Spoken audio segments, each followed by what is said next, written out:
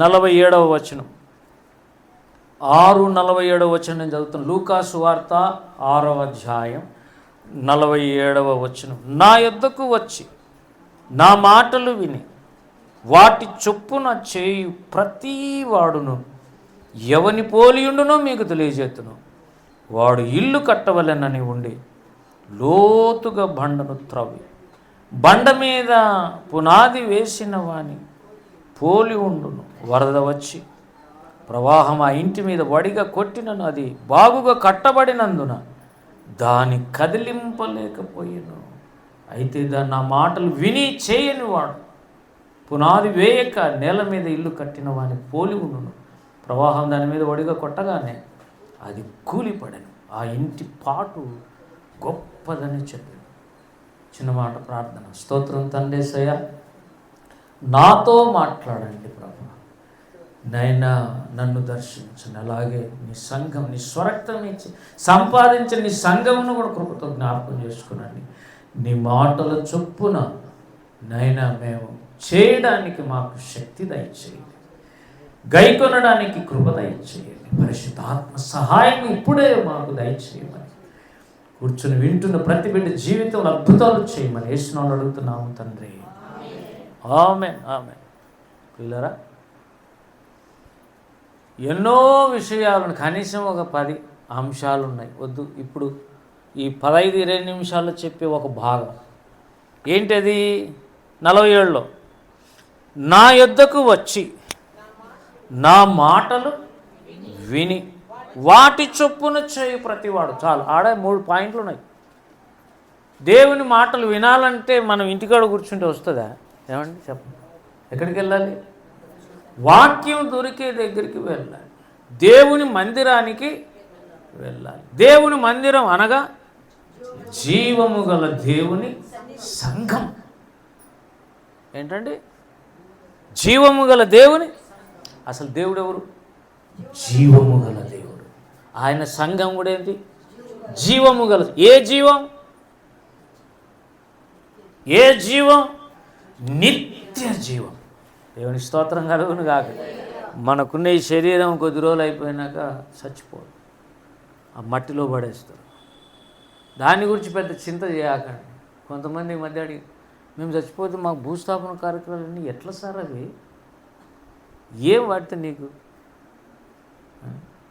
ఖచ్చితంగా నీవు దేవుని బిడ్డవు అయితే నిన్ను ఘనంగానే చేస్తాడు.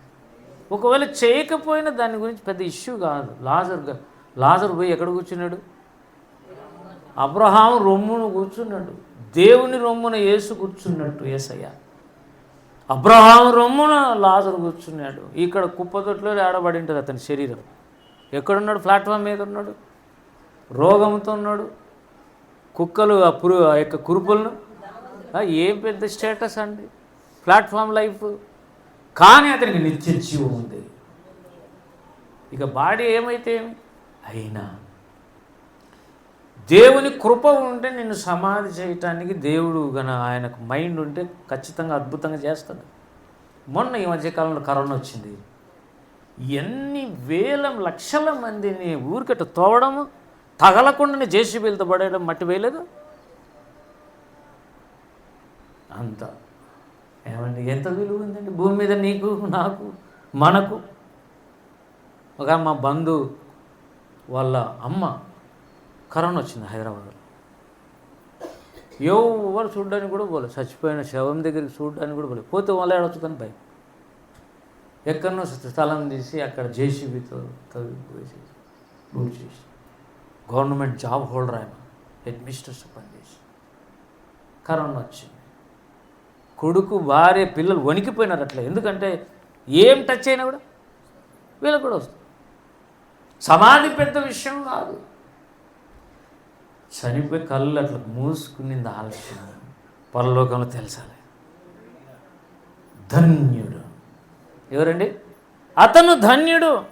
ఇప్పుడు చెప్పండి, నా యుద్ధకు వచ్చి అంటున్నాడు. వచ్చారు, వింటున్నారు. కామన్గా కొంతమంది చేస్తున్నారు, కొంతమంది చేయటం. ఏది డిఫరెన్స్ ఏది కనపడుతుంది?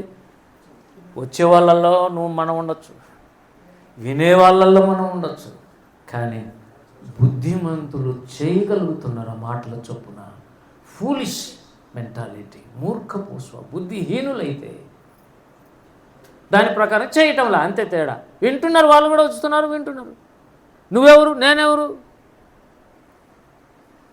వచ్చి రావటమే కాదు, వినాలి. ఆ వినటంలోనే తెలిసిపోతుంది నువ్వు గైకొంటావు లేదు. ఎందుకు తెలుసా? ఇట్లా పెన్ను కొట్టుకుంటా, కాలేసి ఎగిరేసుకుంటా. స్కూళ్ళలో చూసిన నేను లెక్చరర్ కొన్ని ఏళ్ళు పని చేయ, నాకు తెలుసు. ఒక పెన్ను అయితే ఇటు తిప్పుతుంటారు గర్రని. అసలు నా క్లాస్ అంటే అంతే సంగతులు. ఉన్నాడు రామచంద్ర, ఇటు చూస్తే వాడు కనపడా. రామచంద్ర ఒకప్పుడు ఆడ దొరికిన వజ్రమే కదా వాడు. హల్లెలూయా. వాక్యం విని దేవుని దగ్గరికి వచ్చి బాగుపడి కొన్ని రావాలంటే కొన్ని ఆటంకాలు పెడతాడు. మరి దేవుడు ప్రార్థనతో జయించుకోవాలని, జయించి జీవితం రావాలని. క్లాసులో అంతే, ఎక్కువ మాట్లాడనిచ్చేది లేదు. మాట్లాడితే వాళ్ళకు చనువు ఇస్తే పిల్లలకే ఇంకంతే సంగతులు. ఒక సామెత ఉంది, ఎందుకు చెప్పాలి అని చెప్పలే. చనువిస్తే డాష్ సీరియస్గా అన్నమాట. కొన్నిసార్లు నిలబెట్టేది క్లాసులో అత్తి మాట్లాడితే. నేను వస్తానే ఎవరైనా అల్లరి చేస్తున్నట్టే వాళ్ళు నిలబెట్టే కొంచెం అట్లా నిలబడి ఉండాల్సింది. వచ్చి ఎందుకు వచ్చిందిలే అని జాగ్రత్తగా ఉంటారు. సరే, ఈ మధ్య మేడం కూడా ఇన్స్పెక్షన్ వచ్చినారు మొన్ననే, సడన్గా వచ్చేసినారు. మేడం సూపర్ యాక్టివ్ ఆమె. ఆ ఇన్స్పెక్టర్స్ వాళ్ళంతా ఆ రోజు డేటు అవన్నీ ఎవ్రీడే ఆమె కంటిన్యూగా లాగ్ బుక్ రాస్తుంటుంది. లాగ్ బుక్ అంటే తెలుసు కదా మీకు, ఏమేమి చేసినామో అవన్నీ రికార్డ్ చేయాలి, అవన్నీ రాసి పెట్టుకున్నాం.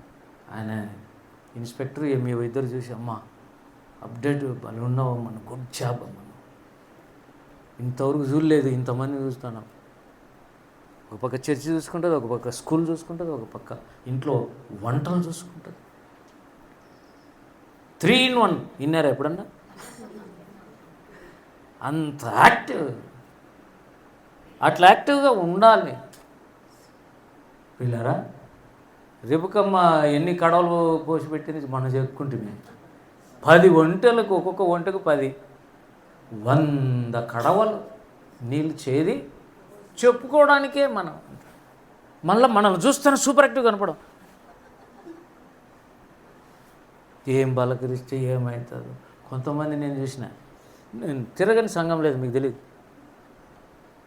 చిన్నప్పటి నుంచి నేను తిరిగిన సంఘాలు లెక్కేసుకుంటే చాలా సంఘాలు తిరిగి.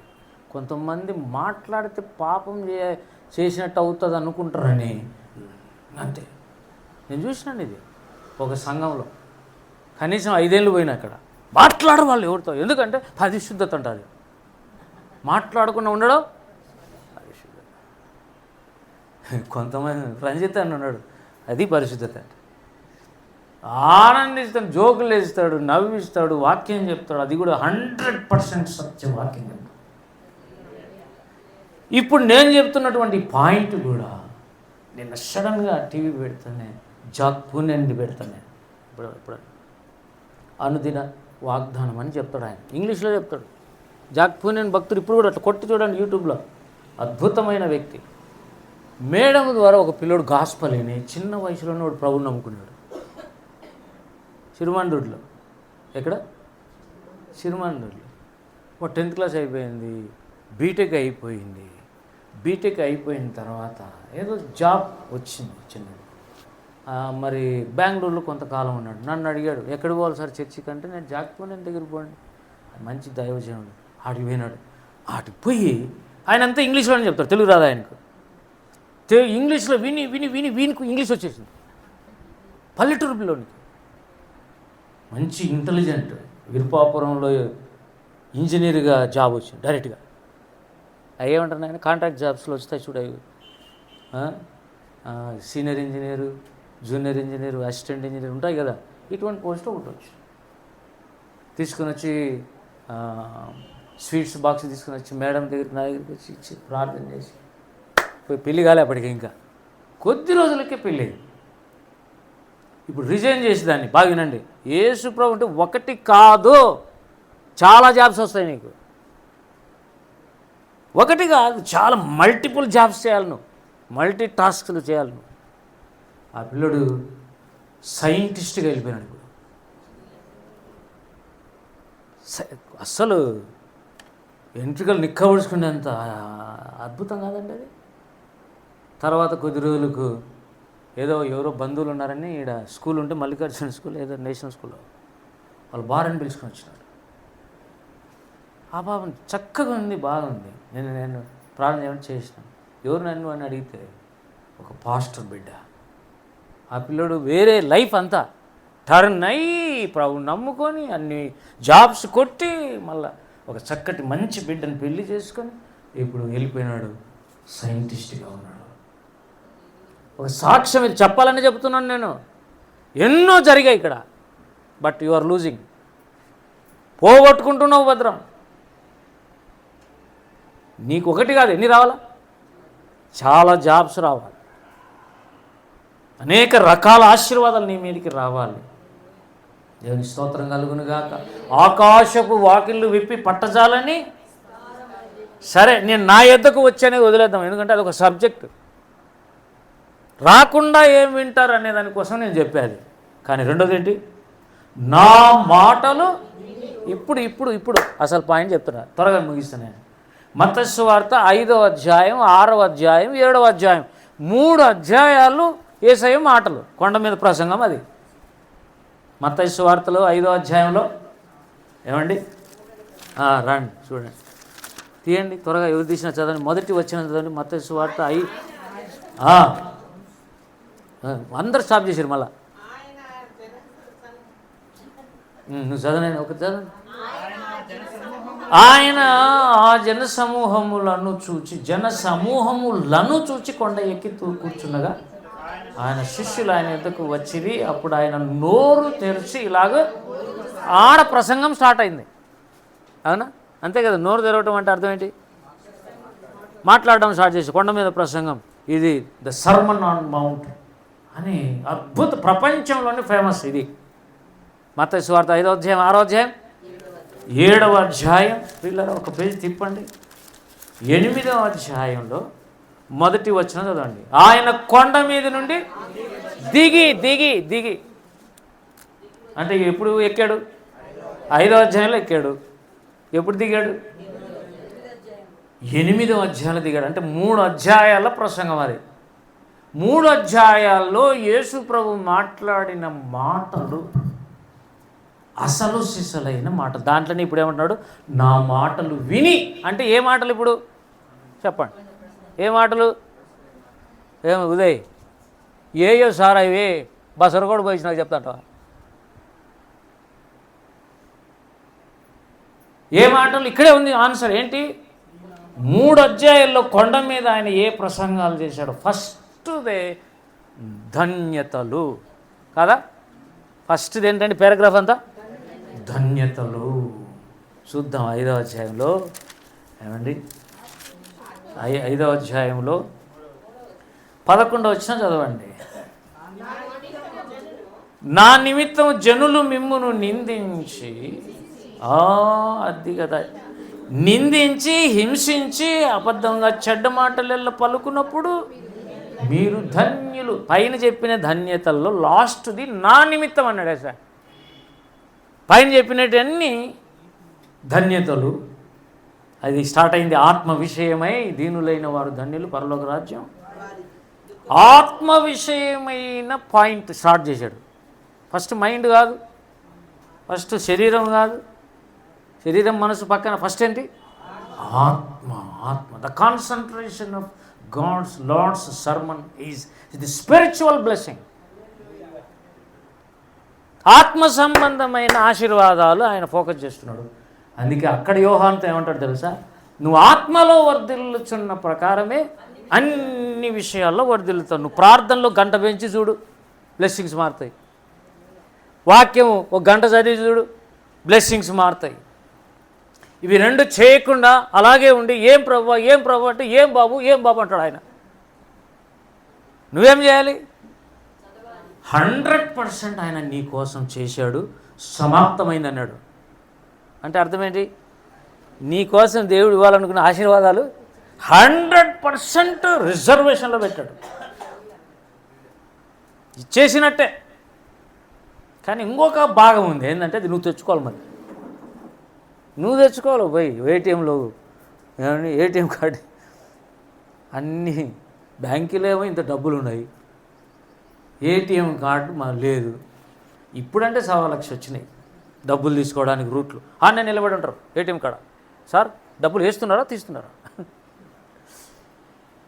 డబ్బులు వేయడానికి, డిపాజిట్ చేయడానికి కాసుకుంటారు, తీసుకోవడం విత్డ్రాల్ చేయడానికి కాసుకుంటారు.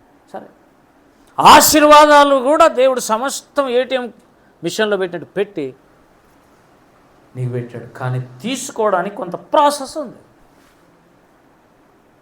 ఆ ప్రాసెస్ చాలా ఇంపార్టెంట్. దాన్ని అంటాడు ఇప్పుడు, ఆయన మాటలు వినాలి. ముందు వినడంలో కూడా శ్రద్ధగా వినాలి. నువ్వు ఎలా వింటున్నావో నేను కనిపెడతా. కాలేజీలో నేను అప్పుడు గమనించేవాడిని. అందుకే అందరు నా దగ్గర చూడాలి. అందరు నా దగ్గర ఎందుకు చూడాలి అంటే, ఫోటో తీసుకోమని కాదు,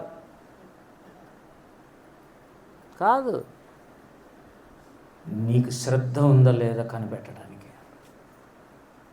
చూడండి మాట నిర్గమాకాండంలో ఏమంటాడు చూడండి. నిర్గమాకాండం ప్రారంభంలోనే దేవుడు అరణ్యంలోకి ఎంటర్ అవుతా అనే దేవుడు చెప్పినటువంటి ఒక్కటే ఒక మాట ఏంటంటే 15వ అధ్యాయం 26వ వచనం, ఇది లేకుండా ఆశీర్వాదాలు రావని దేవునికి తెలుసు. ఇప్పుడు చదవండి, మీ దేవుడైన యెహోవా వాక్కును లేదా వాక్యమును, వేరే వాళ్ళు చెప్పే ప్రసంగాలను, వాక్యాన్ని ఏం చేయాలి? దేవుని వాక్కు అయితే ఎలా వినాలి? శ్రద్ధగా. వాక్కు అని నువ్వు అనుకుంటే నువ్వు శ్రద్ధగా వింటావు. నువ్వు అనుకోకున్నప్పుడు తేడా వస్తుంది, వినడంలో తేడా వస్తుంది. ఇట్లా కొట్టుకుంటా, అట్లా కొట్టుకుంటా, కాళ్ళు ఊపుకుంటా అట్లా ఉండకూడదు. ప్రాముఖ్యంగా దేవుని సన్నిధిలో నీకు అక్కర ఉన్నప్పుడు ఎలా వింటావు? నీకు అక్కర ఉన్నప్పుడు ఎలా వింటావు? అక్కర లేనప్పుడు ఎలా వింటావు?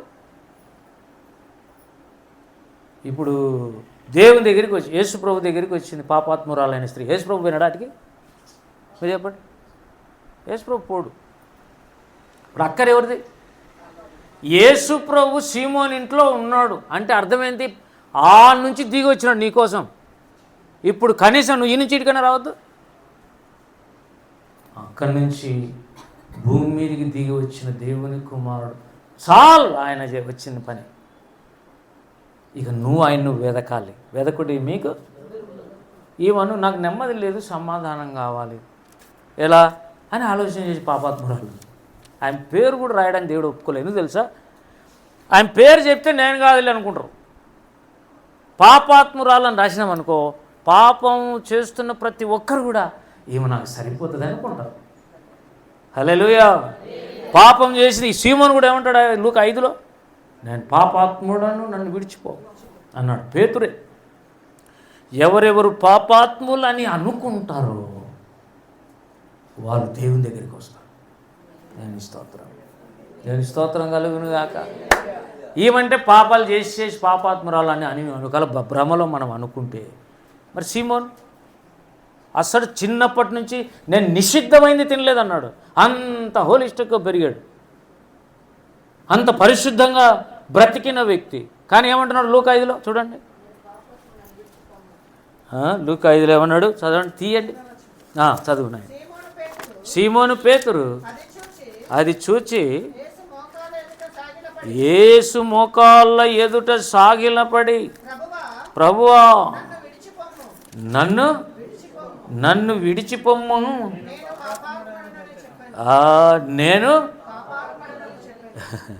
నేను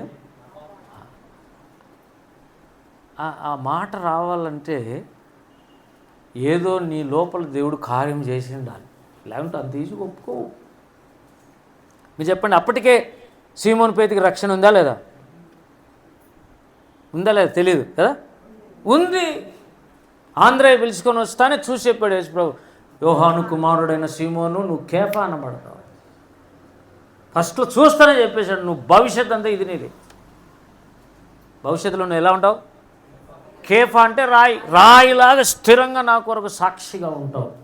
సువార్త సేవలు సాక్షులం అనే సాక్షులుగా ఉండాలి కోసమే పిలిచాడు మనం. దేవుని స్తోత్రం కలుగునుగా. పిల్లరా గనుక నా మాటలు విని అంటే ఎక్కడి నుంచి వినాలి? ఇప్పుడు 3 అధ్యాయాలు చదివి వాటిలోటి గ్రహించి పునాది వేసుకుంటే తప్ప, నువ్వు గైకుంటే తప్ప, ఎక్స్పీరియన్స్ దాంట్లో వస్తే తప్ప ఎన్నో విషయాలు ఉన్నాయి, ధన్యతలు ఉన్నాయి. ఉపవాసం ఎలా చేయాలని ఉంది, ప్రార్థన ఎలా చేయాలని ఉంది, ధర్మకార్యాలు ఎలా చేయాలని ఉంది, ఇతరులకు తీర్పు తెచ్చే విషయంలో ఎలా ఉండాలని ఉంది, చాలా ఉంది.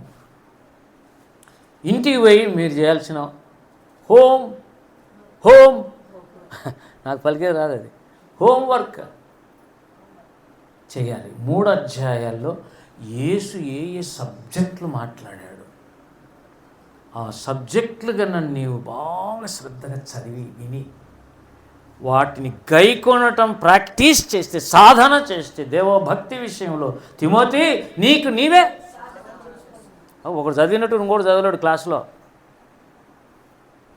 మేము చిన్నప్పుడు ఒకడున్నా, మా సార్ కొడుకే, ఆయన పేరే పెద్ద ప్రసాద్, ఎందుకంటే చిన్న ప్రసాద్ కూడా ఉన్నాడు స్కూల్లో. చిన్న ప్రసాద్ కూడా ఉన్నాడు కాబట్టి పెద్ద ప్రసాద్ అని ఇంకొక ఆయన కొడుకు, ఆయన పేరు కృపానంద్. నాకంటే 1 సంవత్సరం పెద్దోడు. ఇంజనీరింగ్ కాలేజీలో సీట్ వచ్చింది, అతడు ముందు పోయి చేరినాడు. నేను తర్వాత సంవత్సరం పోయినా. ఆ పిల్లోడు పెద్ద చదవనట్టే కనపడు, ఎప్పుడు ఆడుతున్నట్టు కనపడతాడు, అల్లరి చేష్టలు చేస్తుంటాడు, అట్లుంటాడు చూడడానికి వాడు. కానీ వాడు చాలా కన్ని లోపలికి తీవ్రంగా చదువుతాడు, ఎవరికి తెలిసేటట్టు చదవడు. తర్వాత ఇంజనీరింగ్ చేరినప్పుడు భలే చదివాడు.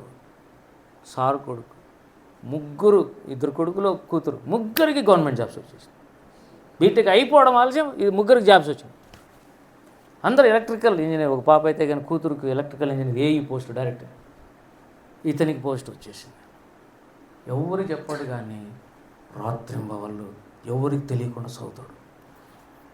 ఒకరు చదివేదే ఒకరు చెప్పరు పిల్లలు. కొంతమంది కాంపిటీషన్ అంటే అదే చూసుకో అన్నది. ఎప్పుడు మీరు ఏదైనా ఇంత వస్తే చాలు, ఆ పక్కన వాళ్ళు అడిగితే నన్ను కూడా అడిగినారని మొత్తం అంతా చెప్పేదే హిచ్కేలాగా. ఏమీ చదవనట్టే ఉండి చదివే వాళ్ళు కొంతమంది నిత్యం చదువుతున్నట్టు ఉంటారు, మార్కులు రావు.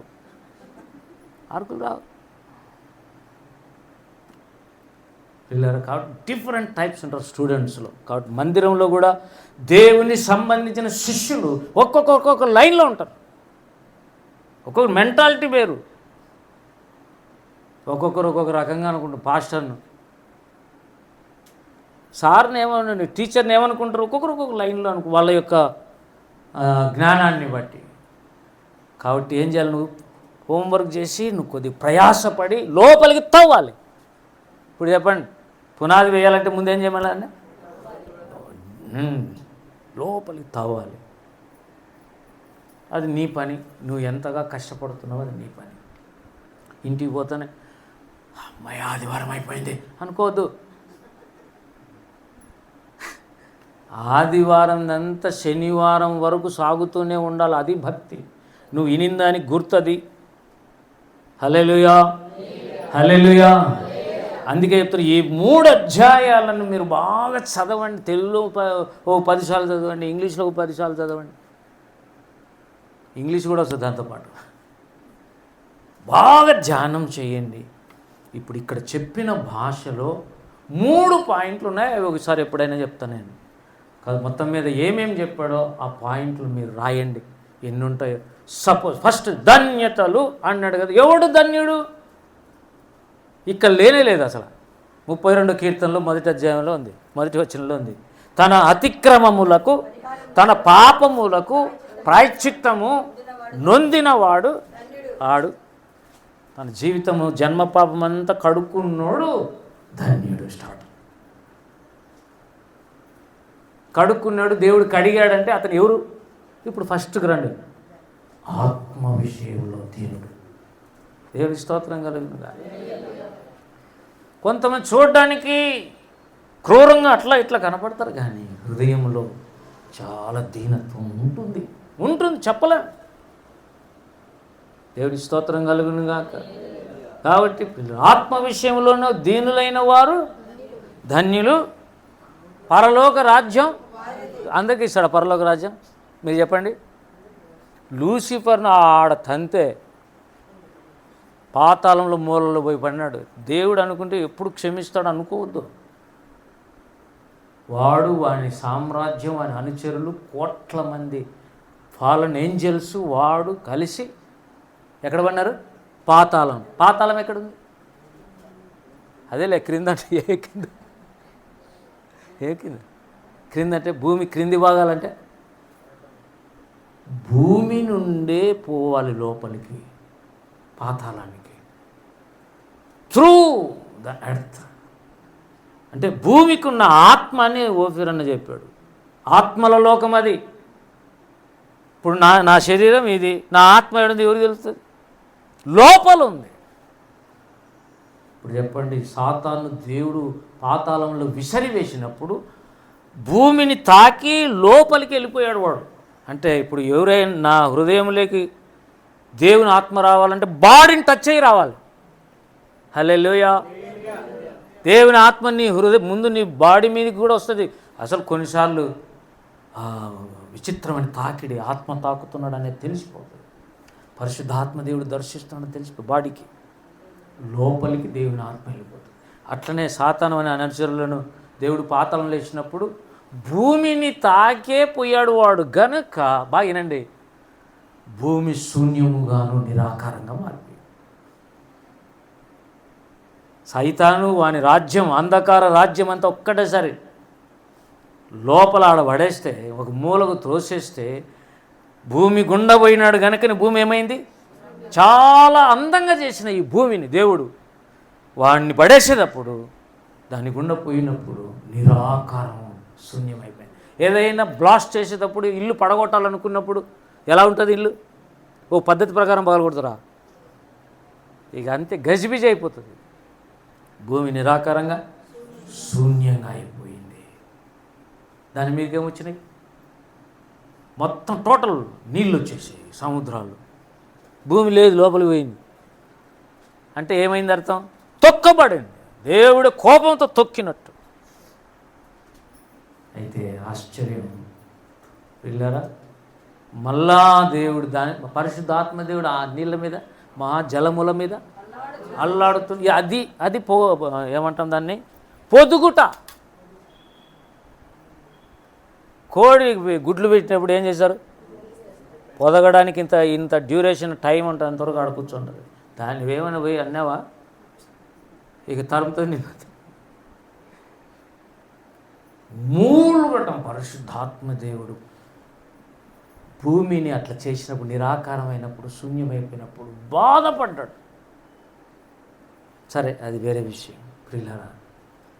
కానీ టోటల్గా నీళ్ళు వచ్చేసి భూమి అడుగుపోయింది. సాతాను వాని అనుచరులు అందరూ పాతాళం లోపల ఎక్కడ మూలకే, యెషయా 14లో అన్నాడు అన్నమాట, అక్కడ పడేశాడు. సరే, అయితే ఇంత గొప్ప రక్షణ నీకు ఇవ్వడానికి ఆయన నిన్ను ఎక్కడి నుంచి మళ్ళీ తీయాలా? చూడండి పిల్లరా, 18వ కీర్తన. దేవుడు మనల్ని ఎక్కడి నుంచి బయటికి తీస్తున్నాడు అనే విషయం దావీదు చెప్తున్నాడు. దావీదు కీర్తన ప్రియులరా 18వ అధ్యాయం 16వ వచనం. ఉన్నత స్థలము నుండి చెయ్యి చాపి ఆయన నన్ను పట్టుకున్నాడు. ఎక్కడుంటే పట్టుకున్నాడు? నన్ను పట్టుకొని మహాజలరాశుల్లోని తీసాను అన్నాడు. అంటే ఎక్కడుంటే పట్టుకున్నాడు? మహాజలరాశుల లోపల నువ్వు పడి ఉన్నావు. ఇది అద్భుతమైన సాక్ష్యం, దావీదు సాక్ష్యం. అలాగే దావీదుతో పాటు సంఘాన్ని కూడా దేవుడు ఎక్కడి నుంచి తీసినట్టు? మహాజలముల నుండి తీసినట్టు.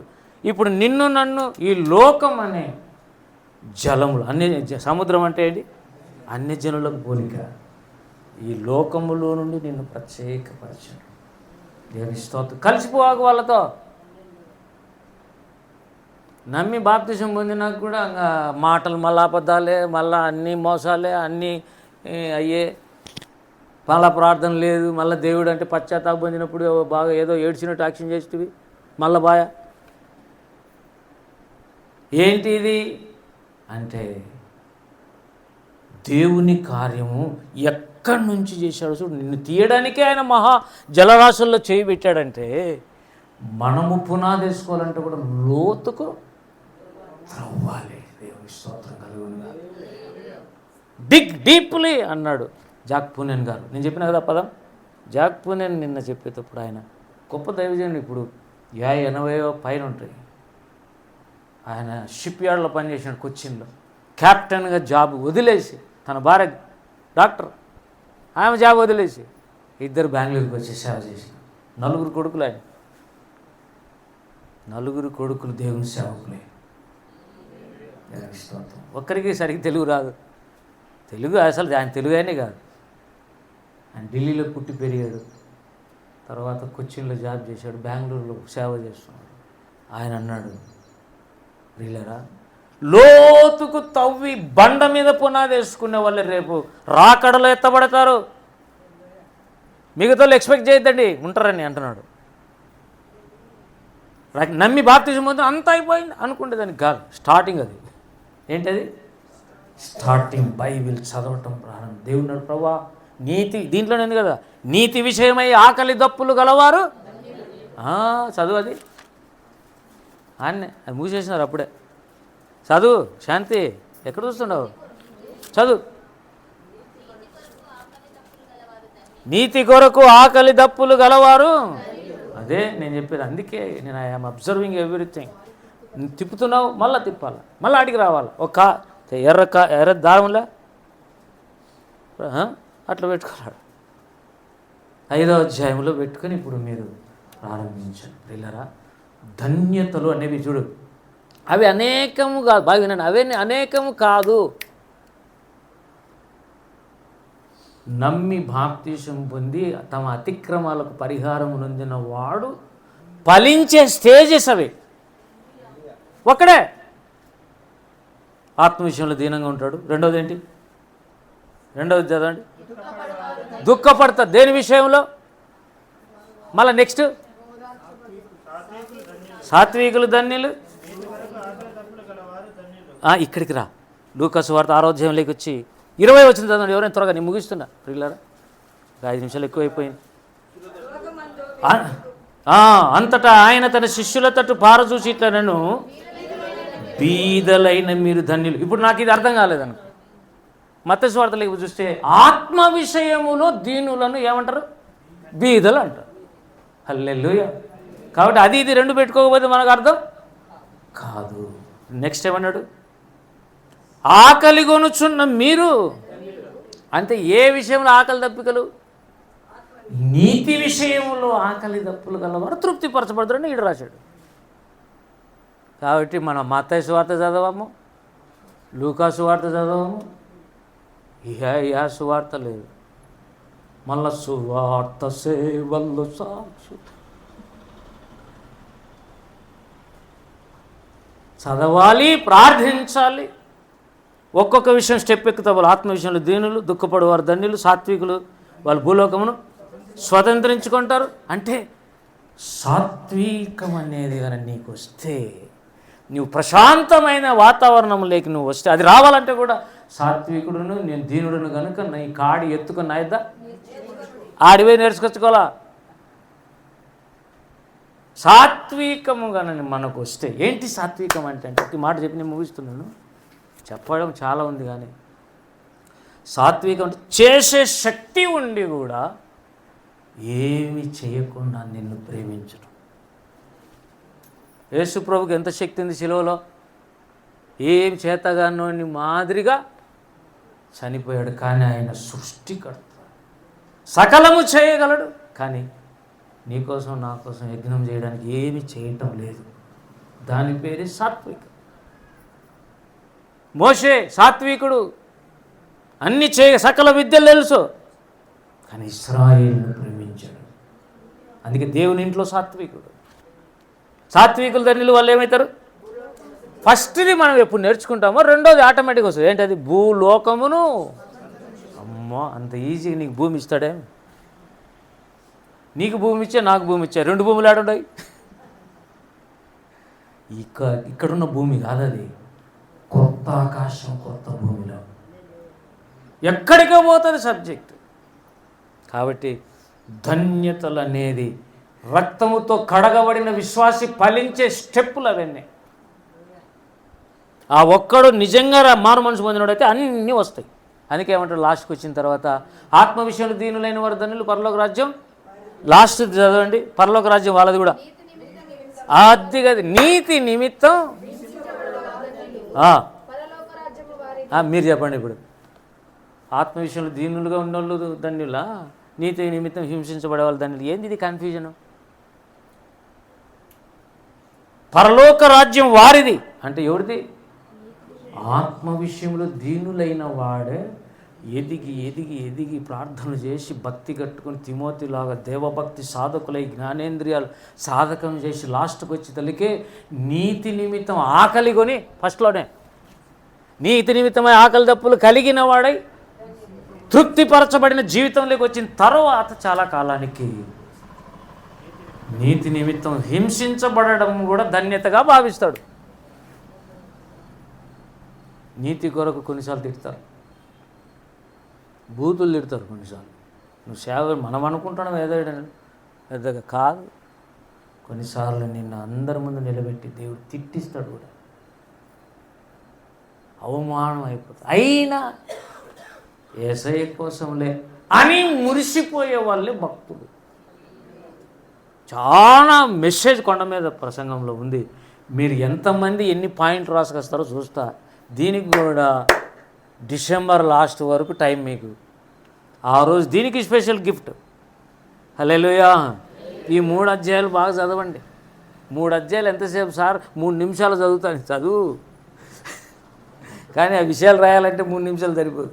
అన్నీ రాసుకో, డైరీ తీసుకొని రాసుకో, శ్రద్ధగా రాసుకో. ప్రభా, ఇందులో నేను నా మాటలు విని వాటి చొప్పున చేసేది ఒకటి ఉంది కాబట్టి ముందు వినాలి కదా, నేను తెలియాలి కదా ప్రభా నాకు అని అడిగి చదువు. దేవుని స్తోత్రం కలుగును గాక. పరిశుద్ధాత్మ దేవుడు గ్రహింపిస్తే బలమైన పునాది పడుతుంది. రెండోది ఏంటి? మంచి ఇల్లు నువ్వు కట్టుకుంటావు. దేవుని స్తోత్రం కలుగును. పునాదేసి ఇల్లు కట్టాలి, అదే మన ఉద్దేశం. చదవండి ప్రియులారా. అట్టి కృప దేవుడు మనందరికీ దయచేయగా. రండి ప్రార్థన చేద్దాం. రండి.